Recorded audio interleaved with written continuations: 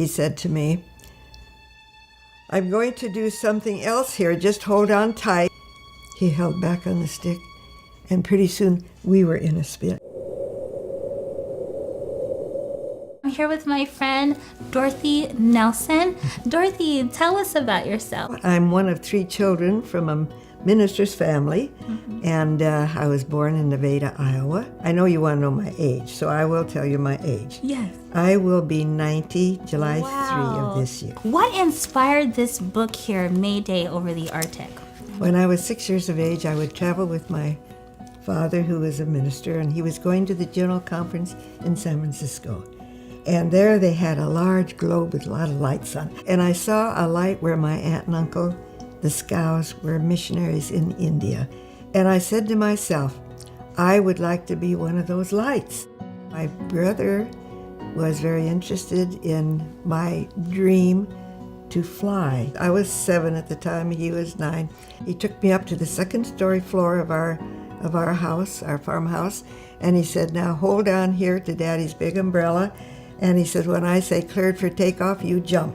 Wow. And we put Mother's best pillows and comforters down in the grass there. And I heard my brother say, "You're cleared for takeoff."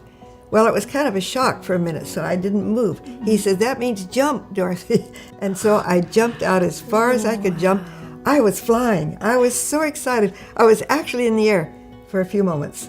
And then the umbrella absolutely inverted, collapsed, and I came down with a rather hard landing, no broken bones.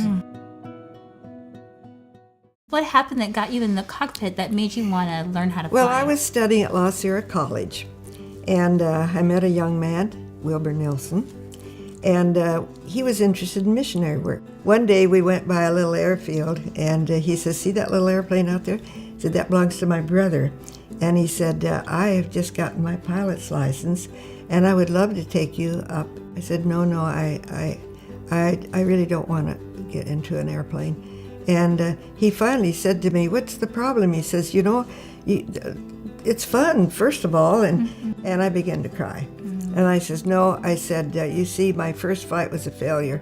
And when I told him this, he was very amused, but he was very kind. He says, "Well, there's a big difference between an umbrella and an airplane." And he says, "And I would like to show you." Finally one day, he said, "Let me just take you around the circle once." I got in, he strapped me in, and I'll never forget this. I got in there and I said, "Why am I in this little plane?" And then he said to me, "I'm going to do something else here, just hold on tight." He held back on the stick, and pretty soon we were in a spin. And then he says, "Dottie, will you marry me?" I said, "Anything, get this plane down safely," I said. And so we got down safely. Of course, I gave him a big hug, but I says, "Honey, never again." My son-in-law was taking flying lessons at that time.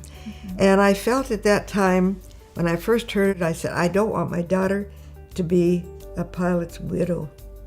I said, I've got to explain to this instructor that I really would prefer if he doesn't teach him flying. And when I did that and went out there, he said to me, "Why do you say that?" And I finally told him about my experience, and he says, "Come with me." He took me up in the airplane, and he did all kinds of maneuvers and all, and he says, "Now I've just lost my engine. Now what do? I go down, I pick a place to land." It was at that point that I knew, instead of influencing my son-in-law not to take flying, I encouraged him, and I said to the instructor, "Do you think you could teach a person like me, a girl like me, to fly?" And he says, "I don't know, why not?" After that first lesson, I said, "Now I know this is what I need. I need a plane, I need a license to fly in the mission field." I do remember the first solo flight I took. Bill didn't know anything about my learning to fly. He had been on an overseas assignment. Bill had come home, and I said, "I gotta go and see a sick lady at the airport." And then the kids, they said, "Daddy, come with us. We want to go pick up Mom at the airport. She's been seeing this sick woman," which I did see. When they got there, they parked by the runway, at the end of the runway. And then when we're out there, we take a picture as I come in for a landing. And then the kids are whooping it up. Says, "Dad, that was Mom." "Mom? No way." He said, "No way." They come out with a big cake. It has an airplane on it, and it says, "You did it." And they were presenting it to me, and I was just then getting out of the airplane, and he was so overcome. He went into the office and collapsed on the couch. That's too much. He said, "I cannot believe this. What made you do this?" He said. And I said to him, "You know what I said? Because my love for you.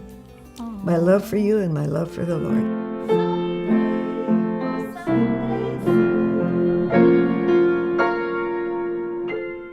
Thank you, Dorothy. Be sure to tune in and watch part 2. Don't forget to like, share, subscribe to my channel, and click that bell so you'll know when I post a new video. Until next time, live it up!